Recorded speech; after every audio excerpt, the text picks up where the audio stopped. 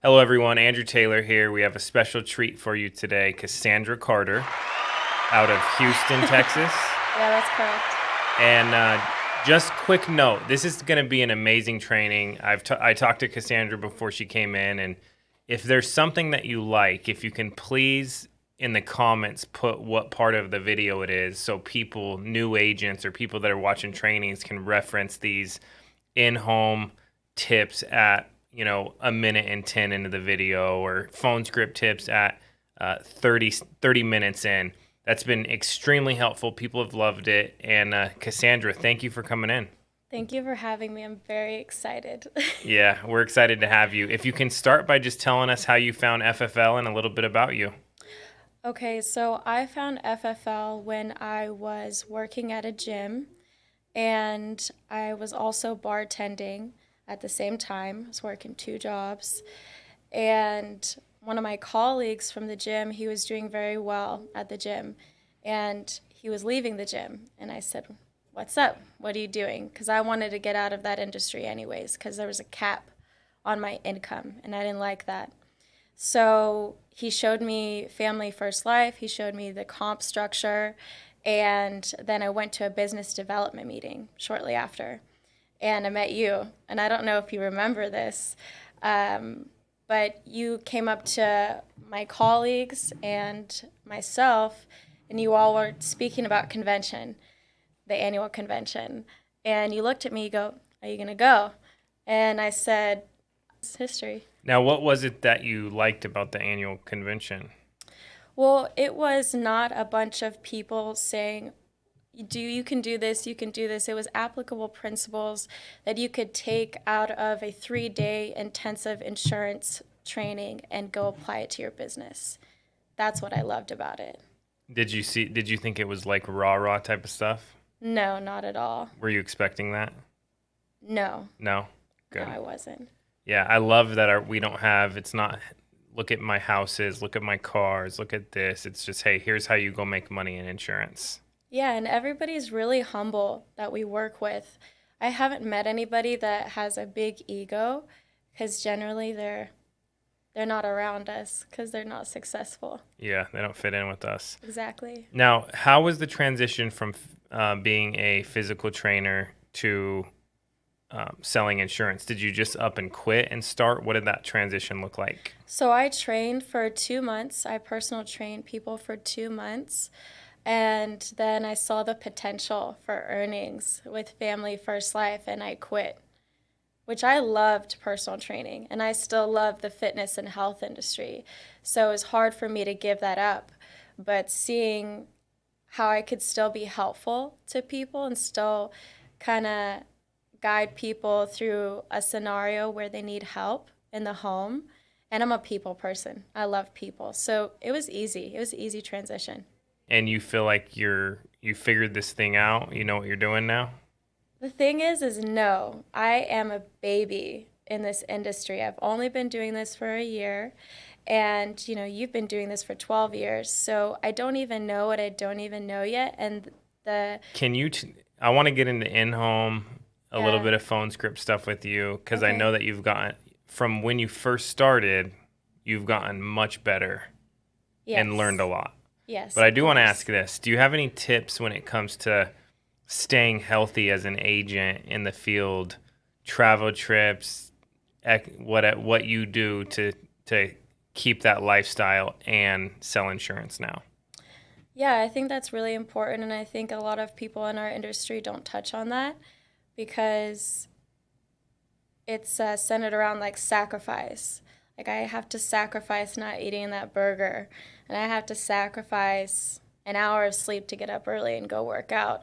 But for me, if I don't do that, I'm sacrificing, my longevity, my health, and I love this business, but no business is worth your health. You should still be able to keep a sustainable health. You're saying you can do both. You can do both. You just have to be strategic.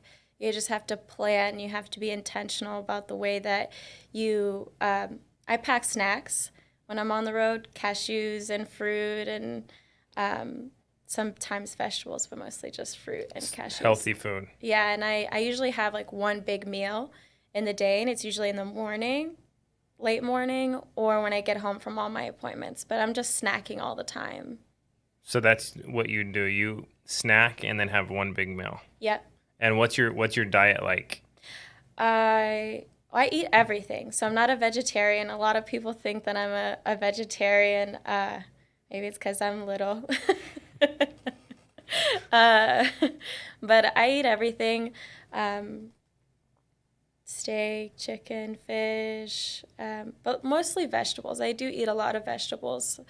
And we were just speaking about the way that your digestive system is set up is not good to eat all the time because it's always working so hard to detoxify all the stuff that you're putting in your body. So I like to give my stomach a break. So is that like intermittent fasting? Yeah. So you eat after a certain time in the day or? Yeah, I mean, maybe like 11.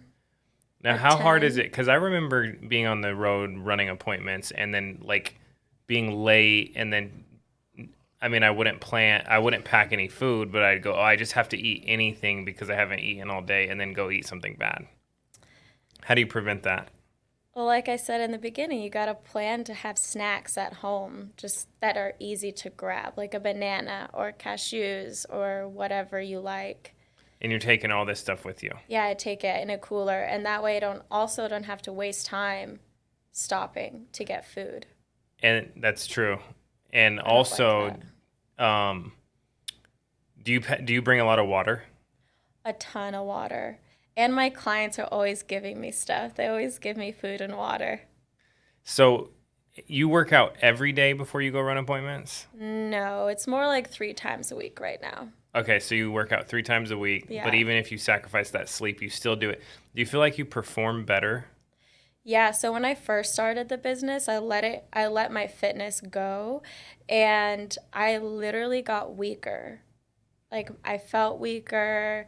I was less focused in the home, and it's also about being congruent with who you think you are. And I think I'm a healthy person.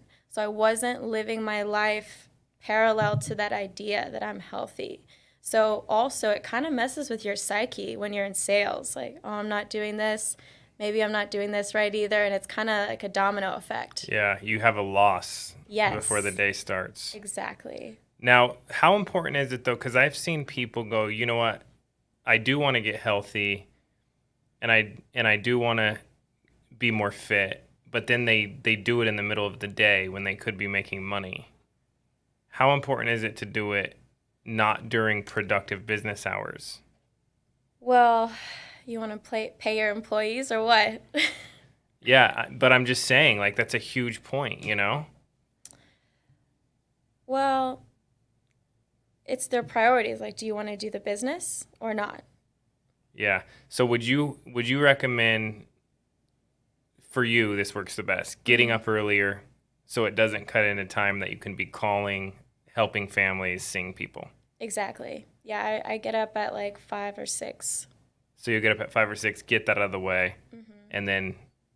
And even if I don't work out, I'm spending 20 minutes on stretching. Stretching, and it's called self-myofascial release techniques. It's where you get the little crossball and the foam roller, and you really work out the knots in your body. And I think that that's really helpful in this business too, because we're driving, right? Yes. And you like yoga. Yeah, I love yoga. Dude, yoga's so hard. I went to yoga in Nicole. Dude. I cannot imagine you doing yoga. You shouldn't imagine it. You're so tall. And they gave me a longer mat.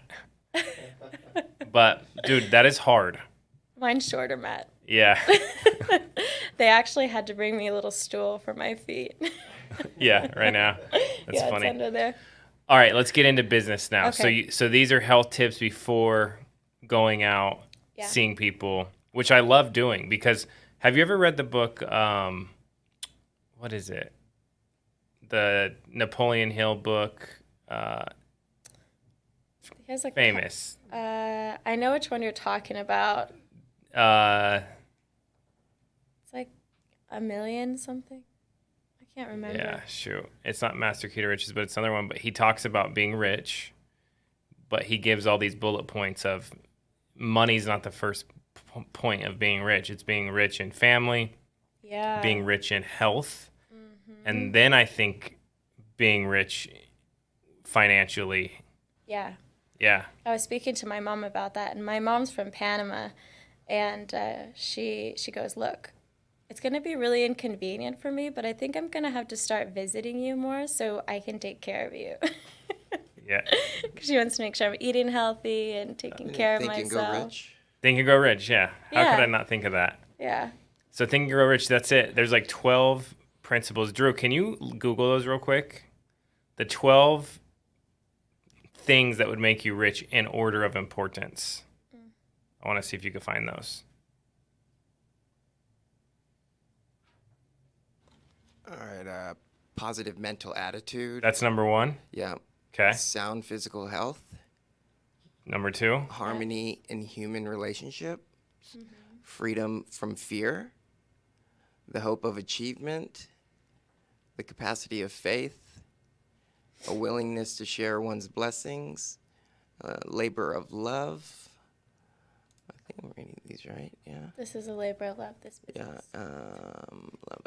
An open mind to all subjects, self-discipline, the capacity to understand people, and economic security.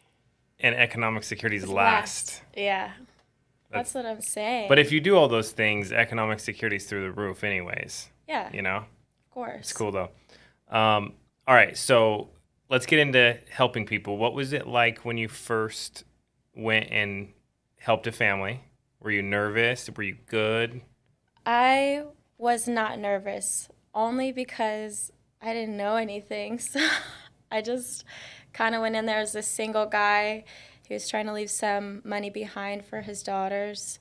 And it was we just met outside on like the little patio, and it's really easy. It was really easy. Tell us what happened. Well, Family First Life gives you, this, financial inventory sheet, and you just literally ask the questions and just be genuine with the person that you're sitting with and just try to be helpful. And as long as you're genuine and you go into the appointment, like, I want to be helpful to this person, then there's no way that you can't succeed. Even if you don't end up helping them, you're still helping yourself, but for the next person, because you learn. But I sold my first appointment and also my second appointment, and then I didn't really work the rest of the month. Why? Because I was like, oh, I made these 2 sales. This is awesome. Like, I just had like 3,000. Now, so you did that, which most people do. They get paid, they take Yeah. a break, then sometimes they'll get a charge back and go, oh, wait, what am I doing? They get stuck in the very beginning opposed to just not thinking about the money, going Yeah. through the activity. Exactly. So then I got obsessed with the activity in months 2, and then so on. And the rest is history. Yeah, the rest is history. Just focus on, like, have enough dials. My first dial session, I did 200 dials. You want to know how many appointments I booked? How many? 2. And how did you not get discouraged from that? From dialing? 200 dials, 2 appointments. Honestly, I thought it was cool. I was like, I booked 2 appointments. That's awesome. Fell in love with the activity. Talk about how that changed everything for you. Well, it gave me confidence, because doing things gives you confidence. If you do it enough, you're going to get better at it naturally, and you practice it and you practice it, you're going to get better at it. If I'm only doing 100 dials all the time, how can I know what's a good dial session and what's not a good dial session? Now I know. Yeah, that's what I love about this business is you can take anyone that has the work ethic and they can make it work. Yeah. Sean Mike said, which is hilarious. So my closing ratio used to be 25%, which is really low. Yeah. And he's always going, if Andrew's doing 25%, we realized we could hire anybody and they can make money because I was still issuing a lot of premium Yeah. just by going through more people, going through people faster. Like if people told me no at first, I would not object. I would just go, okay, and leave. And then I got good and learned how to object and go, hey, I actually hit this point where I go, if I don't object, and they don't get anything and they die, then I didn't do my job right. So I'm okay being uncomfortable for a little bit by objecting and them telling me no. Have you had any uncomfortable, like they say no and you overcome it? All the time. What happens? Tell us about that. So someone will say, I have to think about it. That's a really common one. We all get that objection. And I hear them, but I'm not hearing them. I'm not taking anything that they're saying personally. That's a big deal. I just know it's human nature to be apprehensive to someone that's trying to, help you with some coverage. They don't want to get sold, so they're being apprehensive. But like you said, you don't know if they're going to meet with anybody else. You don't know their situation, and you don't know that will ever get back into the home to help them again. Because look, we're all busy and we're all living our lives. So for you to set that one appointment with somebody was kind of hard, because they have 3 kids and they're working 50 hours a week and they have a wife or a husband or whatever. So they say, I need to think about it. And I say, okay, great, that's awesome. I would do the same thing. I don't even know if you're approved yet. We just have to submit the request for coverage. And like I said at the beginning of the appointment, you have a month free look period to think about it, to up or down the coverage. Does that make sense? Does that sound fair? And I love those lines. Does that make sense? Does that sound fair? Because if it doesn't make sense, then they'll say no, and then you can kind of dive into why that doesn't make sense to them. Yeah. Now, did you ever, so you're saying if they say no, you go, hey, look, we can raise it or lower it in the next month. Yeah.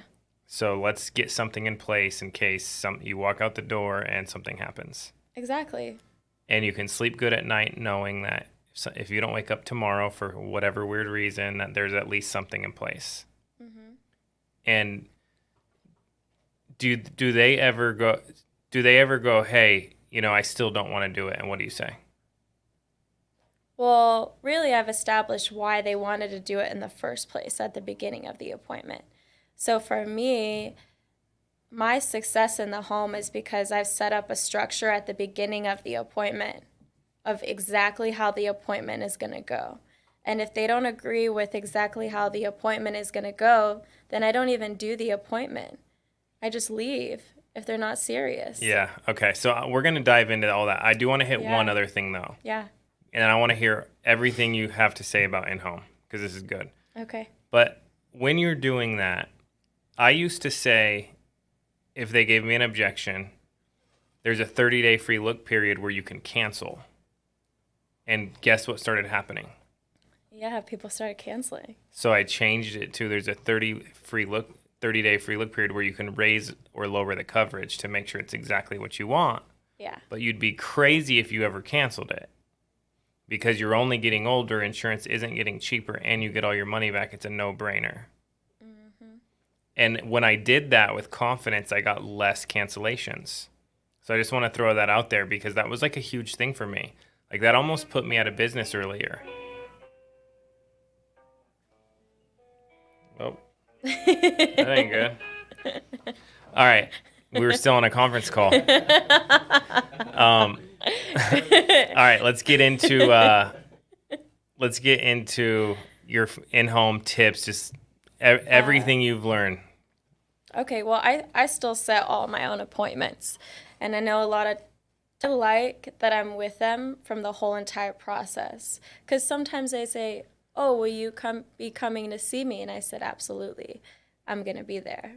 Like I'm your person from the beginning.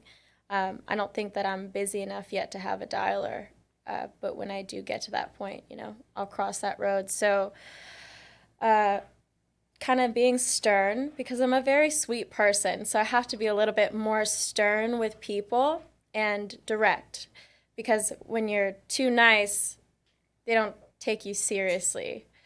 So setting that expectation up front, like I'm here for business, I'm here to help you, and I'm going to be direct with you. And it works for me, and I don't come off as rude or mean because of my demeanor. But maybe if, big guy was sitting here and he tried to have my approach, he might not be successful. Yeah. I got to tell you this. So I try to do Shawn Mike's approach where he's like very direct with people, right? Yeah. So I do it in a home, and then the guy goes, "Get the F out of my house." And I'm like, okay, that didn't work. So then I threw this in there. I go, "Hey, I don't want you to take this offensive. This is not to offend you." And I would always say a joke like, "You're bigger than me. You could probably throw me out of that window if you wanted to. But I have to say this because it's the right thing to do." And then I would object, and then it would be a softer way for me to say something that was could come off controversial, but then is not after I say that. Yeah. I say, Andrew, can I pick on you a little bit? Is that okay? Sure. And then I go in and I just say whatever I wanted to say. Does anyone ever say no? Everyone always says yes to me. All right, and that's a huge tip, so keep going. Yeah, so how I set, do you just want me to go from start to beginning of my appointment? Yeah, and things you've learned, anything you got in there. Okay, so I always learn that I show my ID, like my driver's license, in every single home, because I got through a whole appointment one time when I first started. And we were laughing, everything was great, and then I asked for the bank account information, and crickets. They were acting like I was someone coming to steal their house. Yeah. So showing that you're not trying to implement fraud on somebody is really huge. So I always take my license, I always take my driver's license, and I say, "Hey, here's my information. I want you all to know who you're dealing with," and I set it on the table. And I leave it there the whole entire time. I say, "You're more than welcome to take a photo if you like, because I don't care." And then I pull out the lead card, whatever type of lead it is. I work with various types of leads, and I put it on the table and I look at them. And I always make sure that I'm sitting with the decision makers. So if a husband says, "My wife's cooking or whatever, she's not going to join us," and I say, "Sorry, I can't do the meeting without your spouse. They make me meet with the both of you. There's nothing I can do." So they bring them in. And whether it's a daughter or a son, I always make sure that they're there. And then I say who filled it out. They'll tell me. And then I say, "Tell me a little bit about what you're looking for so I know how best to guide you." And none of this stuff that I'm saying is stuff that I came up with on my own. It's all the podcast and the training. That's all free at Family First Life. Then they tell me the why, so I know what the reason is that I'm there. And then I say, "Okay, I'm going to tell you exactly how the appointment is going to go, and you all can tell me if you'd like to proceed." Okay? And then I say, "Okay, I'm going to ask you a couple financial questions, a couple medical questions, and a couple more financial history questions, not because I'm particularly nosy, just because I want to know the best place you can qualify for coverage on this list. Now, we can cover anywhere from 10% to the full mortgage. That's if I'm doing a mortgage protection appointment." And I set that expectation up front because we can't always cover the full mortgage based on their age and their health. And then I say, "Okay, once we answer all these questions, we're going to do an MIB report, a Medical Information Bureau report. I have one, you have one. Anytime you go to the doctor, get prescribed any medications, it's going to be on that list. Then I'll have a better idea of where we can go for coverage. I'll explain the programs that you can qualify for. You can pick one that best suits your needs and your budget. It doesn't matter to me which one we go with. We're going to submit the request for coverage. If they like you, maybe they approve you in the home. If they don't like you, maybe they don't approve you in the home. If they're unsure about you, they might send you to the home office for a week or two. Does that make sense? Yeah. Okay, great. So if they do approve you, they will draft the first premium within 2 to 4 business days. That is a good thing. That means you have coverage. That's great. From that point, you have a month free look period to get the contract in the mail, review the contract, make sure that everything that I told you is correct. Does all that make sense? Yes. Okay, would you like to proceed? Yes. Great. and then I go into the appointment. Drew, what'd you think about that? Are you ready to buy? I'm ready to buy right now. You know what I loved is they're going to draft you, and that's a good thing.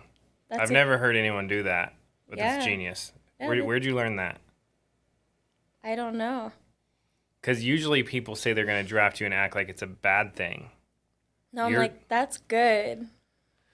That's good because you're covered and you can go to sleep and know you don't have to worry about this anymore. Yeah. And then would you like to proceed? You basically made the sale.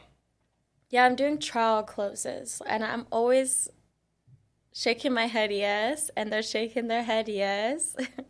So I'm always kind of playing off of their body language, and how they're acting with me is how I'm acting with them.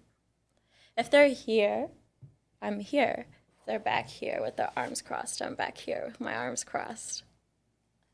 And you never do one, like, husband without the wife ever? Never. Have you? Yes.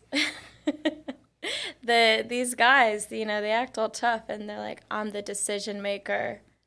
I don't need, my wife doesn't handle any of this stuff. And in the back of my mind, I'm thinking, yes, she does. All of it. Yes, she does. So I had this appointment, and I go in, the guy goes, and I learned the hard way by people telling me no. So I had a rule. I will never do a one-legged appointment, ever, right? Mm-hmm. And he goes, my wife's upstairs. She's really mad. She's had a bad day. She doesn't want you here. You need to give me the information because, trust me, you do not want her down here. And I go, I'm going to lose my job if she doesn't come down here. And I'm expecting this really mean lady coming down, and I'm kind of nervous. She comes down. She's the nicest lady, makes me tea, gets me some cookies. Mm-hmm. He, at the end of the appointment, objects and says he doesn't want it. And guess what she does? She wants it. We need to get this. Yep. That's why he didn't want her there. Because she was going to get, he wanted to say no, and she wanted to say yes. I'm like, whoa, man. I always act like it's not even my decision. I'm just a little guy here helping you out. Can't do it. Don't shoot the messenger. Yeah, I'm just this little guy and this big thing. I'm just here to help you. I love it. So huge tip, don't do appointment. How do you on the phone make sure they're both there? Do you say anything? Yeah, so I go through, and it's any appointment you're trying to book. If it's a final expense, if it's a mortgage, whatever it is, you can do the same exact steps for everything. So you verify a piece of their information with their date of birth or address or whatever, so it catches their attention that this is for me. Then I ask if they are single, married, divorced, or widowed. I ask all of them, they tell me. So that way I know if I need to have anybody there. And then I ask if they're working, retired, or disabled. So I'm clearing the schedule with those two things. Because I know that if they have a spouse, I have to ask, is their spouse working, retired, or disabled? Then I'll say something casual, like, do you all work a regular 9 to 5? What's that like for you? Or sometimes I love to say this if it's the weekend. Are you all lucky enough to have those weekends off? Or are you working like me? And then they tell me. So you're getting rid of, really what I'm seeing is you're like mastering getting rid of objections before they happen.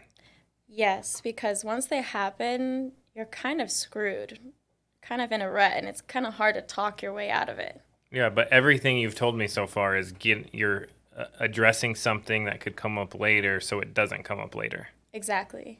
That's huge. Yeah.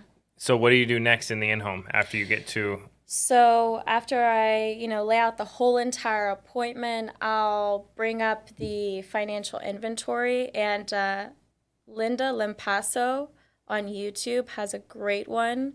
I love how direct she is. I love how thorough she is. Matt Smith is really amazing at his in-home training as well. Like I said, none of this is my own. information. It's all copy and paste. YouTube for 10 minutes. When I was getting ready for my appointments, when I first started, I was listening to Matt Smith in my house. So I get out the worksheet and I just work through it. I just go through, get their income, how much they're paying for mortgage or rent, and I'm finding out all of their expenses, and I'm finding out any coverage that they have, any 401ks, anything that they could use to say that they don't need the coverage. But the thing is you can always spend people's money before they know it, because it's expensive to live. It's expensive to die. So once I find out all their information, then if it's two spouses, generally one will be making significantly less money. And I'll say, Andrew, is it safe to say that we're looking for a little bit more coverage for you because your spouse is at the disadvantage with your income? Is that correct? Yes. That's correct. So you want to look for you? Yes. Okay, great. I'll see if we can find something that works for you all. So that's another trial close. Like I'm saying, who's the coverage for? What are you guys looking for? And then they tell me what they need. So I'm just filling that need that they wanted already. How often do you sell the cash back option? All the time. Even if they're older, all the time. Because they can even get 50% of their money back. 50 to 100%. Where do you do 50%? The CBO 50. Oh, CBO 50. Yeah. So, was never called anyone I knew because I always used leads. And then a few people died, and I was like, dude, I should have actually at least just said, hey, if you want me to ever help you with this, I'm here. Yeah. But I was so far against, I don't want to have to bug my friends and family because we can use leads, Yeah, of course. But I'm all over my social media. It literally says I'm an insurance broker on there. So if any of my friends or my family, want help, then they know, hey, that's what she does right now. And I talk about it all the time. Like I just was in Dallas for a sales conference, and I used to live in Dallas, and I have a lot of friends there. And, they ask, what are you up to? What are you doing? And I tell everybody what I'm doing because I think it's such an incredible opportunity, because I know that there's people out there like me that were working 2 jobs or that are working 2 jobs, staying up until 3 o'clock in the morning and getting up for work at 6, that could put that work ethic into this and have such a greater return. And rewarding. And it's rewarding, yeah. From helping people. Exactly. Do you feel good after you help a customer? Yeah, of course. Like really good? Yeah, of course. Yeah, it was always like a little it's almost like a drug or like a dose of dopamine I got every time I help somebody. Heck yes. And when I go into the home, when I'm in my car, this is a really helpful tip that I think will help new agents. Whatever else has happened in my day, I just sit in my car and I take a couple deep breaths into my belly, which stimulates your parasympathetic nervous system. You're relaxed, and you release everything that you have been going through that day, and you go into the appointment and say, I'm going to help this family the best that I can. I'm going to be the best person that I can for them. I'm going to do what's best for them. And you set that intention before you go into your appointment, and I promise you, you're going to have better appointments. Have you had any stressful things that have happened that you had to do that with? Like something really distracting on your mind, and then you have to put it to the side? Yeah, so actually my grandfather just died recently. Sorry to hear that. It's okay. It's a part of life. He was 80, and he did live in Panama, and my aunt called me and told me, and I was running appointments. So you just have to set aside everything that you're going through and just know that what you're doing is not about you. It's about the family, and it's about putting them in the best position, because A, it doesn't help them if you bring that into the home, and B, it doesn't help you either. It doesn't do anybody any good. So being able to compartmentalize things is huge in any business, I think. Yeah, for sure. That's huge. Yeah. Now, when I first started, I went in thinking about my commission. Yeah. Did you ever do that? I went in thinking about my bills. Yeah, Yeah, like I got to pay my bills. but it wasn't about them. Exactly. And that's when you mess up. That's when you really mess up. But if you go into it really thinking, like, I just want to be good for them and I want to put them in the best situation possible, and I don't know what's going to happen to their family because we don't know. We don't know when we're going to be alive and not alive the next day, the next year. And sometimes these families have put themselves in a tight spot, with a huge mortgage and only one person is providing for them. Yeah, and then something happens and boom. Exactly. It's either like, I used to think maybe I was annoying people when I called them. Have you ever felt like that? Yeah, I did feel like that at first. And still, I'm a year in, and sometimes I think, I don't want to call them again. Yeah. But then I do it anyways because either you're going to help them or somebody else is. They requested the help regardless. So why should you feel bad about calling them? They literally filled out something online or filled out something by hand and sent it in to you for help. And if you don't help them, somebody else will. So you might as well be the one helping them because honestly, I think that we have the best training. We're the most equipped to help people in the industry. Yeah. Now, what does it look like for someone to get licensed, and can you help them from any industry, no experience or insurance experience? Can you help them, and how? So we actually pay for the courses for people to get licensed, which is pretty amazing. We don't ask for any money for that. So we would, make sure that they are set up with the courses. Then they schedule their exam, take their exam in like a week or 2 weeks. And then contracting, we handle all that process for them. They don't have to pay for any of that either, which is incredible. And then get them going. So we don't ask you for any money.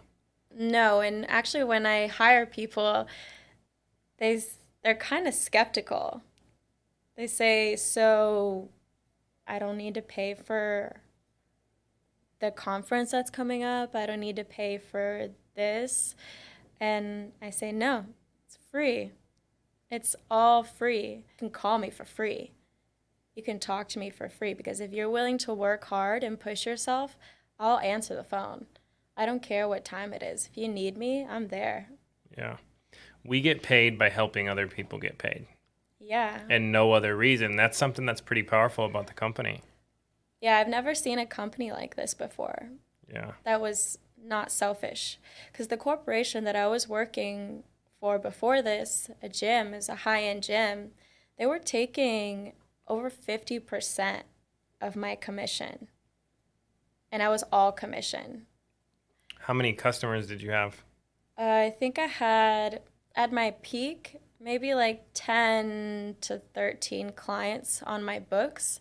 And this was my schedule. Get up at 5 in the morning, train until 11, take a break, train until like 6, 7, then take a break, and then go into the bar until 3 o'clock in the morning. How did you do that? Well, I had to pay my rent. I had to pay my rent, and I had to make it work one way or another. I was new to Dallas, and it was a big city, and you just do whatever it takes to make it work. So when I got a hold of this opportunity, when it was hard, because I've been no-showed all day.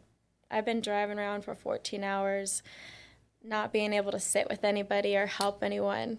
Here with FFL. Yeah, that's happened. It happens to all of us, but that's just one bad day. And if I can work at the bar until 3 in the morning and then get up at 5, I can have a bad day because I know the next day I can. So just knowing that that's right around the corner, if you just keep working hard, why wouldn't you work hard? Mm-hmm. Yeah. That's huge. Now, how can somebody contact you if they wanted to work with you? You can call my cell phone, and the number is 937-205-4983. They can get on my Instagram. It's Cass Carter. Everyone always spells my last name wrong, but it's with a D as in dog, Not a T. not a T. Carder. And my email is just my name, CassandraCarter@gmail.com. And you were saying only reach out for insurance purposes. Yes, don't reach out asking me out on a date, okay? And you said your uncle was a sniper in the military, right? He was, and he also built sniper rifles in Wyoming. So So don't make him mad. exactly. Be respectful. That's awesome. Well, you have an amazing story. I love everything you're saying. I think you're going to inspire a ton of people. We're just getting started. What you're doing is amazing. We're glad to have you on